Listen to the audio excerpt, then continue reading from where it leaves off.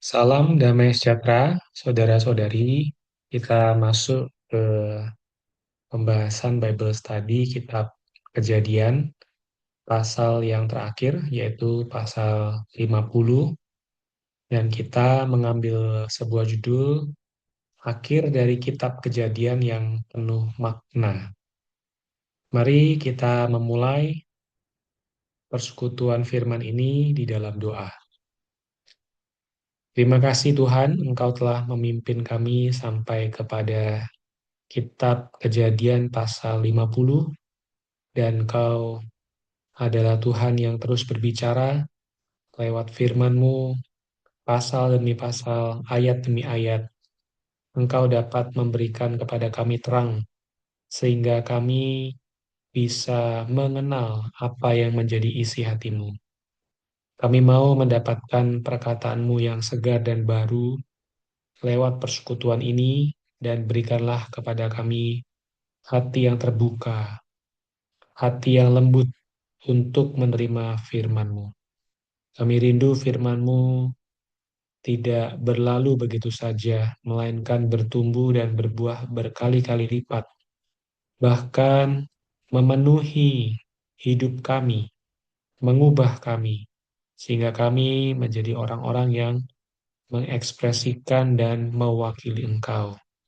Tuhan, apa yang diceritakan dalam kisah ini bukan hanya menjadi kisah belaka, tapi bahwa kami bisa mengalaminya. Terima kasih Tuhan. Amin.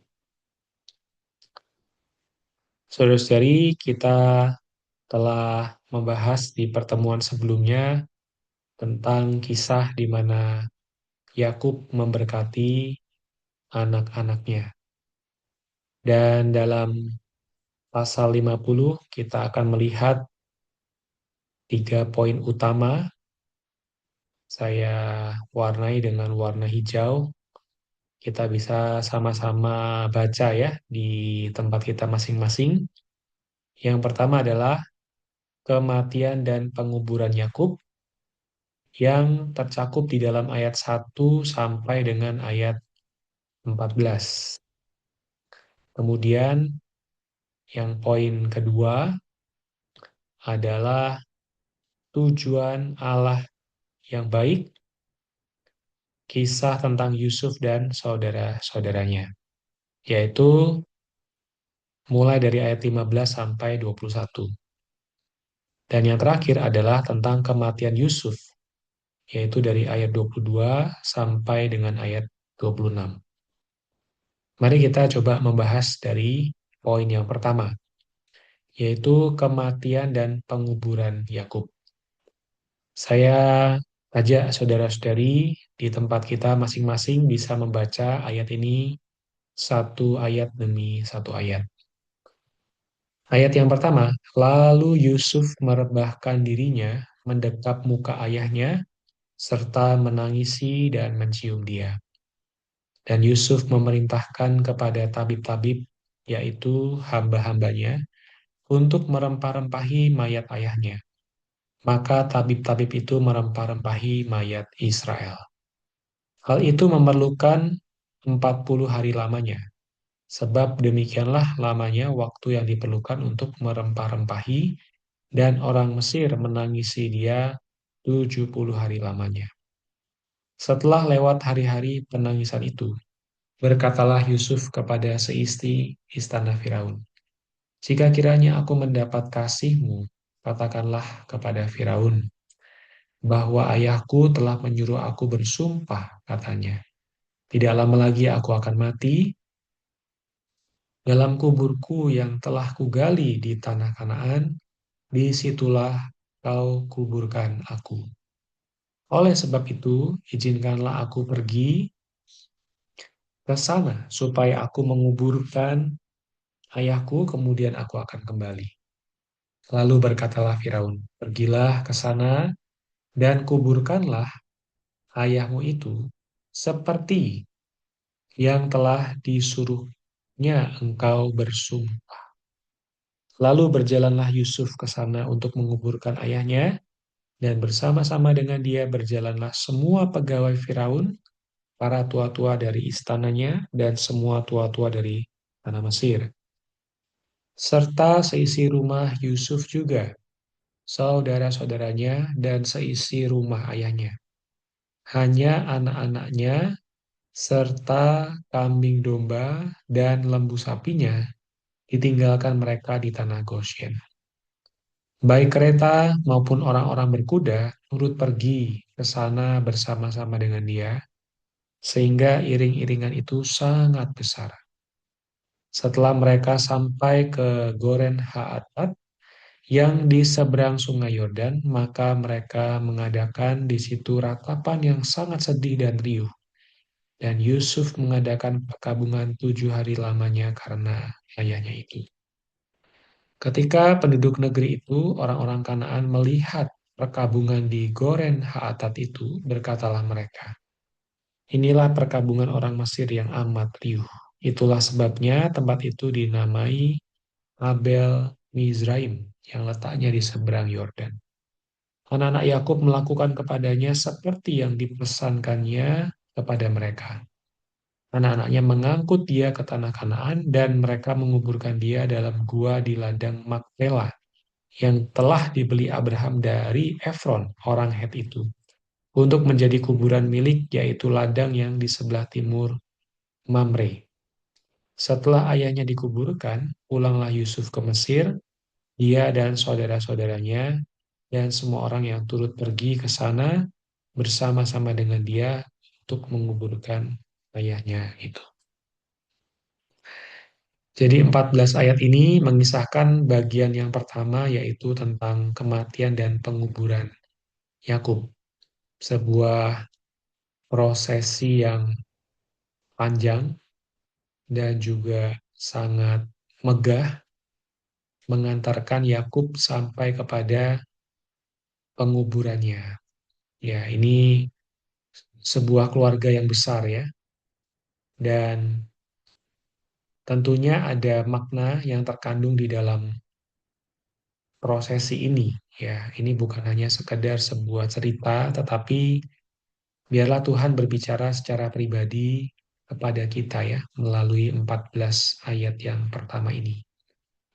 Ada beberapa poin yang saya ingin tekankan. Yang pertama, saudara-saudari, kita perlu melihat bahwa kematian Yakub merupakan kematian normal dari seorang yang mengasihi Allah dan berada dalam kematangan hayat. Disebut kematian normal karena Yakub ini bukan mati martir, ya, bukan kematian yang sepertinya luar biasa, ya, bukan juga terangkat seperti Henok, tetapi kematian yang normal. Ya, kematian karena usianya sudah lanjut. Tetapi ada hal yang penting, yaitu selama dia hidup, dia mengalami proses yang panjang dan dia menjadi orang yang matang di dalam kerohaniannya. Nah, di dalam proses kematangan itu, Yakub adalah seorang yang mengasihi Allah. Mengasihi Allah, dia bersandar kepada Allah. Memang pada awalnya dia penuh dengan rencana ya, menipu ayahnya, menipu kakaknya, juga di rumah Laban, ya, dengan segala caranya ya, dia ingin mendapatkan apa yang dia inginkan. Tetapi kita melihat bahwa Tuhan mengubah Yakub menjadi seorang yang berbeda, yaitu Israel, Pangeran Allah, menunjukkan sebuah kematangan di dalam hayat. Jadi apa yang perlu kita tekankan, saudari, dari kisah ini? Kita secara mayoritas ya akan mengalami yang disebut kematian yang seperti ini. Ya, kematian karena usia, karena kelemahan tubuh, secara mayoritas. Nah, tetapi sebelum kita mengalami kematian, kita perlu memastikan bahwa kita ini matang secara rohani, secara hayat. Allah sudah memberikan hayat kekalnya di dalam diri kita. Kita sudah dilahirkan menjadi anak-anak Allah. Tetapi anak-anak Allah ini apakah mempergunakan waktu yang ada untuk mengejar sebuah kematangan rohani? Jadi kalau kita tidak matang secara rohani, maka saat kita meninggal, kita tetap di dalam kondisi tidak matang. Ini perlu menjadi perhatian kita ya, saudara-saudari. Ini seperti halnya kita pernah membahas di Matius pasal 25 ya, tentang kisah dari,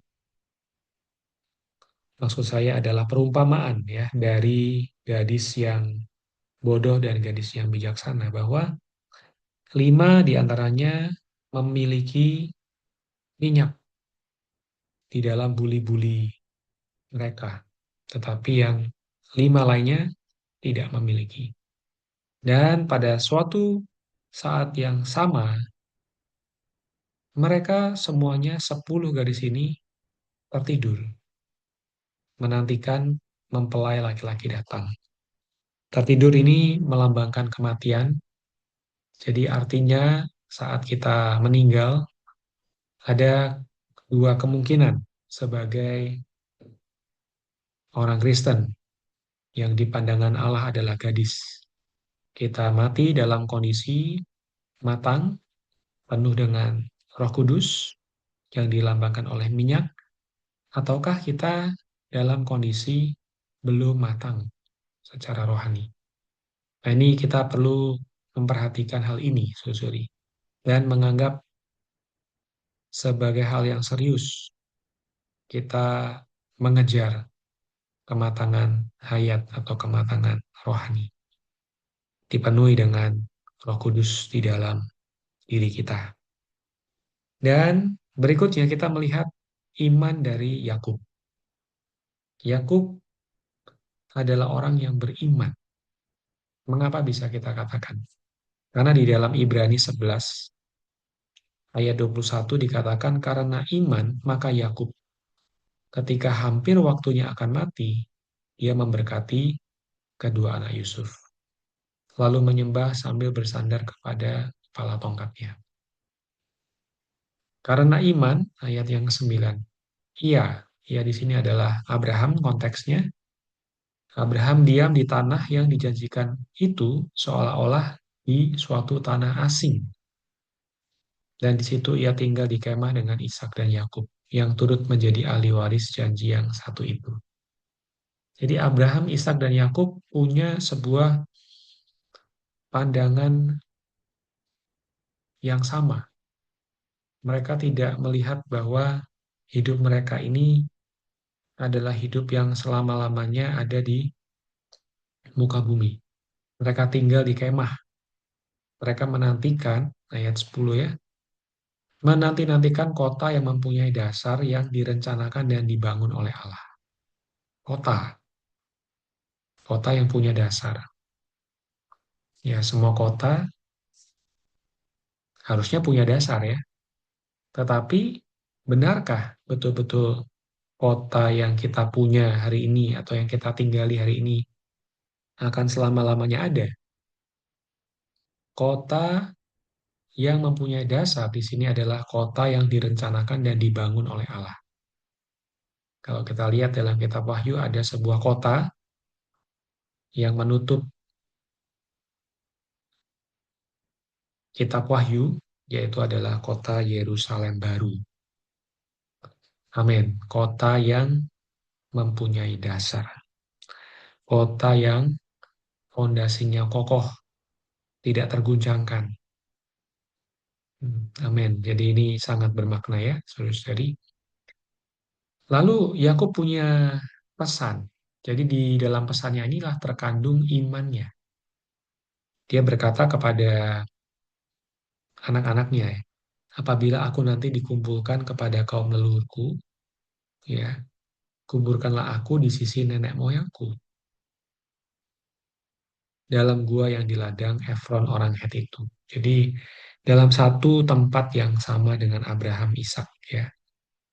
Dalam gua yang di ladang Makpela di sebelah timur Mamre di tanah Kanaan, ladang yang telah dibeli Abraham dari Efron orang Het itu untuk menjadi kuburan milik. Jadi pandangan Abraham, Ishak dan Yakub sama ya, bahwa mereka punya iman. Mereka percaya bahwa Tuhan akan membangkitkan mereka kelak. Karena itu Allah disebut sebagai Allah Abraham, Ishak dan Yakub, yaitu Allah orang hidup, bukan Allah orang mati. Jadi kita melihat bahwa apa yang Yakub imani juga perlu menjadi iman kita. Kita percaya bahwa Allah juga akan membangkitkan kita dari antara orang mati. Kita punya sebuah kepercayaan ya bahwa kita akan berada di dalam kota yang mempunyai dasar, yaitu Yerusalem baru.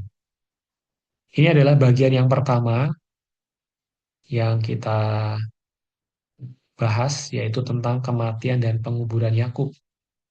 Dari sini kita tidak hanya melihat sebuah prosesi penguburan yang megah, tetapi di dalamnya kita melihat ada sebuah makna rohani yang mendalam dan sebuah iman dari seorang yang mengikuti Tuhan. Semoga kita punya iman yang demikian sampai akhir hayat kita, kita menjadi orang yang menantikan saat di mana kita akan dibangkitkan oleh Allah dan berada dalam Yerusalem baru. Tetapi ingat, kita sebagai orang beriman perlu mengejar kematangan rohani sebelum kita meninggal. Ini poin yang pertama. Lalu poin yang kedua, kita melihat dari ayat 15 sampai 21. Bagaimana ada Yusuf dan saudara-saudaranya. Jadi ini bagian yang berikutnya ya, di mana Yusuf hanya tinggal dengan saudara-saudaranya. Yakub sudah meninggal. Nah, di sini kita lihat ada tujuan Allah yang baik di dalam kisah ini. Kita lihat bahwa Yusuf itu ditakuti oleh saudara-saudaranya. Ketika saudara-saudaranya melihat bahwa ayahnya sudah meninggal, maka mereka takut kalau Yusuf ini akan membalas dendam. Ya, kita tidak baca seluruh ayatnya ya, saudari. Tetapi saya kutip beberapa potongan. Saudara-saudara Yusuf melihat ya ketika ayahnya telah mati, wah, boleh jadi Yusuf akan mendendam kita dan membalas kejahatan mereka. Nah, kemudian ada perkataan ini ya. Sebab itu mereka menyuruh menyampaikan pesan ini kepada Yusuf. Ya, pesannya adalah ampunilah kesalahan saudara-saudaramu yang telah berbuat jahat dan seterusnya. Memang pesan ini tidak kita temukan dalam ayat-ayat yang lain ya. Jadi kemungkinan ini adalah sebuah ketakutan yang ada di dalam diri saudara-saudara Yusuf sehingga mereka harus mengatakan hal yang tidak dipesankan oleh ayahnya. Nah, kemudian singkat cerita saudara-saudaranya datang sujud di depan Yusuf dan mau menjadi budaknya Yusuf. Tapi Yusuf berkata kepada mereka, "Janganlah takut, sebab aku inikah pengganti Allah." Ayat 20, ini ayat yang memiliki makna yang dalam. Memang kamu telah mereka-rekakan yang jahat terhadap aku, tetapi Allah telah mereka-rekakannya untuk kebaikan. Ya, saudari, kita perlu coba melihat apa itu mereka-rekakan. Ya, dalam bahasa Ibraninya disebut kasab. Ketika kita periksa, makna harfiahnya adalah menenun atau merangkai. Seperti benang yang dijalin menjadi sebuah pola. Jadi Mereka-rekakan ini artinya merancang, menenun, merangkai sebuah rencana. Memang saudara-saudara Yusuf merancangkan sesuatu yang jahat untuk Yusuf, tetapi Allah merancangkan atau merangkai sebuah rancangan untuk kebaikan ya. Ini sangat sesuai dengan ayat yang lainnya ya. Tuhan memiliki rancangan damai sejahtera. Jadi secara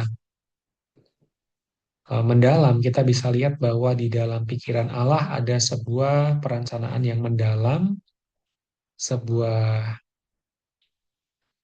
pemikiran yang mendalam yang akhirnya sampai membawa Yusuf menjadi seorang yang berkuasa di Mesir dan bisa memelihara hidup suatu bangsa yang besar. Nah, ini adalah sebuah hal yang ajaib ya. Jadi kita tentu sebagai umat Allah, kita perlu menyadari bahwa Allah selalu merancangkan sesuatu yang baik. Tentu kebaikan ini bukanlah kebaikan menurut hawa nafsu kita, tetapi kebaikan ini adalah untuk menggenapkan rencana dan kehendak Allah. Maka ayat 21 terkandung sebuah kasih, perhatian dari Yusuf ya. Jadi janganlah takut, aku akan menanggung makanmu dan makan anak-anakmu juga. Demikianlah ia menghiburkan mereka dan menenangkan hati mereka dengan perkataannya. Jadi kita bisa lihat yang pertama saudara-saudara Yusuf takut terhadapnya. Ya, Yusuf menghibur saudara-saudaranya. Yusuf menenangkan hati saudara-saudaranya. Dalam Efesus 2 ayat 10 dikatakan karena kita ini buatan Allah diciptakan dalam Kristus Yesus untuk melakukan pekerjaan baik. Ya, jadi pekerjaan baik. Rancangan Tuhan yang baik. Kita telah didesain untuk pekerjaan yang baik ini. Untuk rencana Allah ini. Amin ya, supaya kita bisa menggenapkan apa yang Allah dambakan yaitu menjadi ekspresi dan wakil kuasanya. Nah, kemudian poin yang ketiga yaitu poin kematian Yusuf ya yang mengcover ayat 22 sampai 26. Ya, di sini dikisahkan bahwa Yusuf itu hidup sampai umur 110 tahun. Ya, dia sempat melihat keturunan yang ketiga ya. Jadi anaknya lalu cucunya. Nah, Yusuf pun juga punya sebuah iman dan pengharapan. Ketika dia melihat tidak lama lagi dia akan mati, dia berpesan kepada saudara-saudaranya, tentu Allah akan memperhatikan kamu dan membawa kamu keluar dari negeri ini ke negeri yang telah dijanjikannya dengan sumpah kepada Abraham, Ishak dan Yakub. Jadi tetap pandangan Yusuf, walaupun dia ada di Mesir tidak kekurangan apapun, hatinya, ya, pandangan rohaninya, imannya tetaplah kepada firman Tuhan, janji Tuhan. Nah, saudara-saudari ini juga perlu menjadi sebuah perenungan kita. Di balik segala kehidupan kita ya, yang mungkin sudah berada di dalam sebuah rutinitas ya, pagi buka mata, mengurus begitu banyak hal sampai dengan malam hari, tidur dan terus-menerus, apakah kita menyadari ada janji Allah kepada kita? Bahwa Allah juga akan membawa kita ke dalam kekekalan yang akan datang. Kita perlu menjadi orang yang matang secara rohani. Kalau kita dikendalikan oleh iman kita, ya maka kita tidak akan menempuh hidup yang sama seperti orang-orang dunia pada umum. Ini sangat penting karena itu kematian tidak membuat seorang itu pudar ya imannya. Justru imannya makin teguh. Dia berpesan kepada saudara-saudaranya yang lain ya. Yusuf berpesan kepada mereka, Allah akan memperhatikan kamu dan membawa kamu keluar dari negeri ini. Jadi tetap kepada janji Allah yang semula. Dan Yusuf menyuruh ya supaya mereka bersumpah supaya membawa tulang-tulangnya dari Mesir. Ya, demikian Saudari. Jadi pandangan Yusuf adalah bangsa Israel ini akan kembali ke tanah yang dijanjikan oleh Allah. Amin. Nah, jadi pada potongan yang ketiga ini, pada kematian Yusuf, kita melihat sebuah pesan yang kental, yaitu sebuah pengharapan. Allah akan membawa bangsa Israel dari Mesir ke negeri yang telah dijanjikannya. Ya, seperti yang tercantum di ayat 24 ini ya, saudara-saudari ya. Amen. Ya, ini keliru ya. Ini harusnya ayat 24. Amen. Ya, saudari, kita masuk ke dalam kesimpulannya.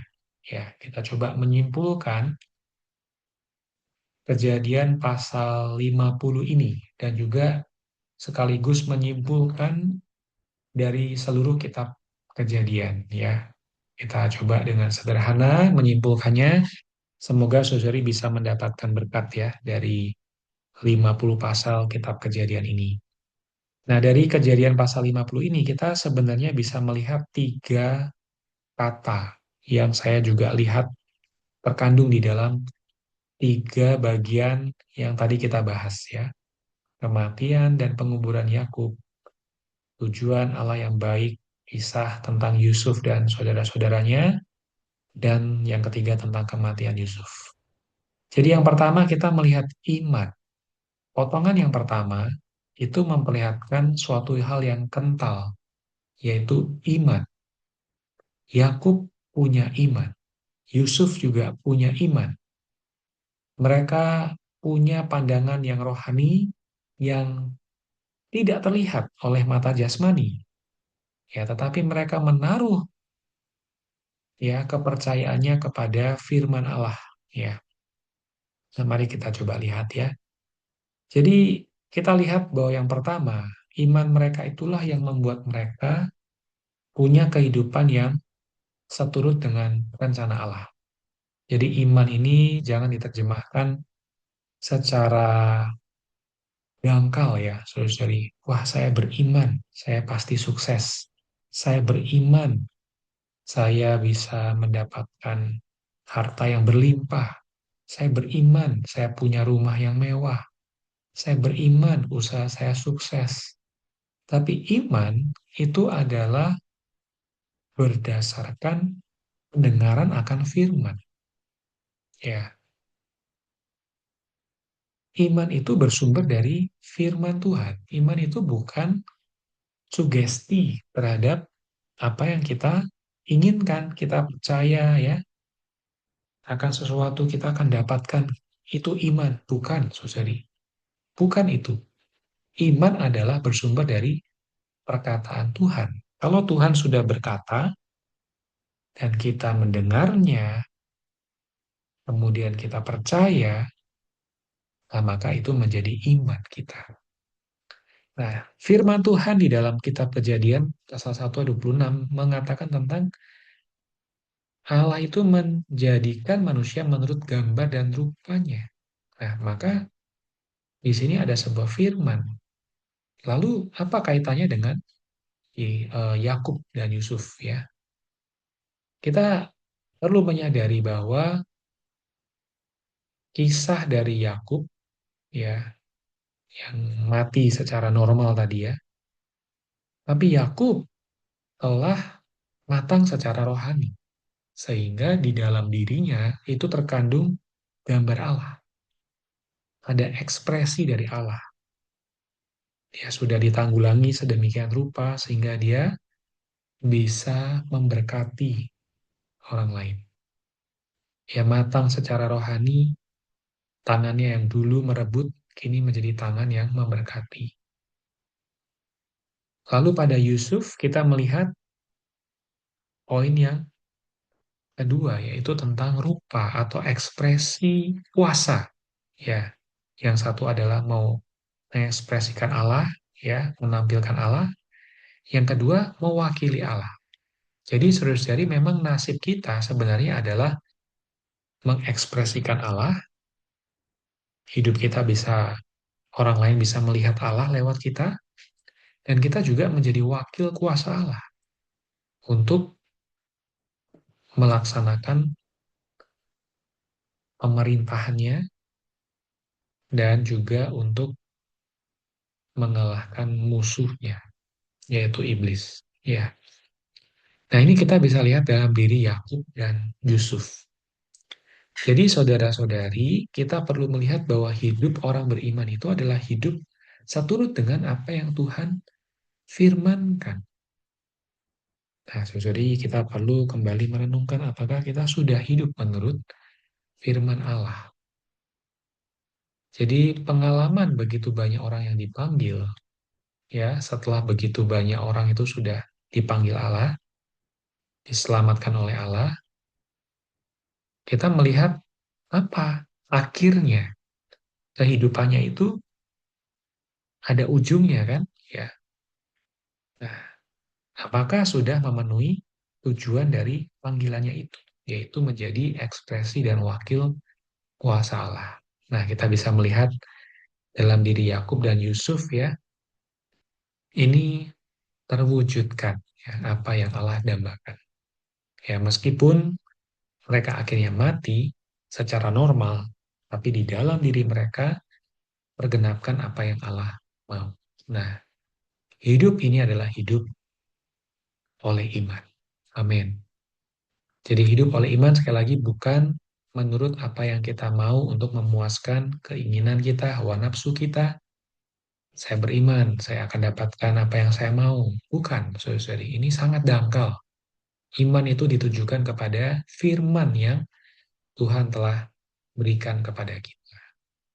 Amin. Karena itu semakin banyak firman yang kita nikmati, tersusun, kita dengarkan, ya, kita renungkan, akan menjadi sumber dari iman kita. Iman kita akan bertumbuh dan kuat, dan kita akan dikendalikan oleh firman Tuhan yang kita telah nikmati itu.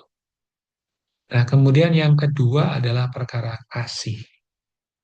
Dalam kisah di Kejadian 50 ini, walaupun hanya 26 ayat ya, tapi terkandung juga poin yang kedua yaitu kasih.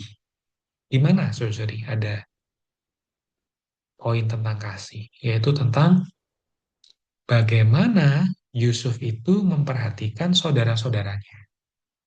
Dia berkata, janganlah takut. Ya, Yusuf akan perhatikan kehidupan mereka. Kalau kita lihat dalam 1 Korintus 13 ayat 4 dan 5, kasih itu punya sebuah ekspresi, yaitu sabar, murah hati, tidak cemburu, tidak memegahkan diri, dan tidak sombong. Ini ada ya pada diri Yusuf. Lalu kasih itu tidak melakukan yang tidak sopan, tidak mencari keuntungan diri sendiri, tidak pemarah, dan tidak menyimpan kesalahan orang lain.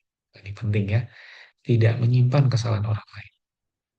Ini juga ada pada diri Yusuf. Jadi saya tidak perlu panjang lebar memberitakannya ya, tapi saudari bisa melihat dari membandingkan atau menghubungkan dua ayat ini, kita melihat dalam ekspresi Yusuf ini ada kasih. Lalu yang ketiga adalah pengharapan. Di Mesir mereka mati. Ya, ada peti mati di Mesir. Tetapi meskipun ada kematian, secara rohani mereka penuh dengan kemenangan. Jadi kitab Kejadian ini ditutup dengan Yusuf yang berada dalam peti jenazah, menunjukkan bahwa realitas penuh dari janji Allah masih dinantikan di masa depan. Jadi Yusuf, Yakub ya, sebelum mereka meninggal, mereka punya sebuah pengharapan ya akan janji Allah akan digenapkan. Jadi baik Yakub maupun Yusuf mati di dalam iman mereka, punya pengharapan untuk dibangkitkan dan mewarisi tanah permai. Nah, sehingga Yusuf punya sebuah pesan ya, yaitu meminta supaya tulang-tulangnya dibawa keluar dari Mesir saat Allah melawat Israel. Jadi kita bisa lihat dalam Ibrani 11 ayat 21 dan 22, ya, kita bisa lihat tentang kisah iman dan pengharapan dari Yakub dan Yusuf. Dan tentunya dari kita semua. Kita adalah orang yang beriman, kita perlu menempuh hidup di dalam kasih, dan kita juga perlu punya pengharapan. Yuk kita baca ayat ini ya, 1 Korintus 13 ayat 13 bersama-sama. Amin. Demikianlah tinggal ketiga hal ini, yaitu iman, pengharapan, dan kasih. Dan yang paling besar di antaranya ialah kasih. Semoga Tuhan terus membawa kita makin bertumbuh di dalam iman, pengharapan, dan kasih. Kitab Kejadian sudah selesai kita bahas, ya. Kita nanti akan masuk ke dalam kitab yang selanjutnya, kitab Keluaran. Semoga Tuhan terus membimbing kita, memberikan kepada kita rasa lapar dan haus akan firman-Nya, sehingga kita makin hari makin dipenuhi dengan firman yang hidup, ya. Kita makin bertumbuh dan makin matang secara rohani. Mari saya ajak kita bersatu di dalam doa. Tuhan, kami bersyukur melalui firman ini kami kembali diterangi bahwa perjalanan hidup kami di muka bumi ini adalah hidup oleh iman. Kami memang tidak melihat Engkau dengan mata jasmani kami, tapi kami percaya. Kami mengasihi-Mu, kami juga mengasihi saudara-saudari seiman kami, dan kami mau belajar untuk mengasihi mereka dengan nyata melalui memperhatikan mereka, menggembalakan mereka seperti Yusuf, tidak menyimpan kesalahan, sabar, murah hati, dan lain sebagainya, menyatakan kasih, sehingga kaum beriman yang lain di sekitar kami oleh kasih yang kami nyatakan mereka juga ikut bertumbuh. Dan kami juga menaruh pengharapan kelak akan dibangkitkan, kami dapat menerima pahala dan masuk ke dalam Yerusalem baru, kota yang berdasar, yang dibangun dan dirancang oleh Allah. Terima kasih Tuhan, kami bersyukur untuk firman ini, mulia dan hormat bagi nama Tuhan. Haleluya. Amin.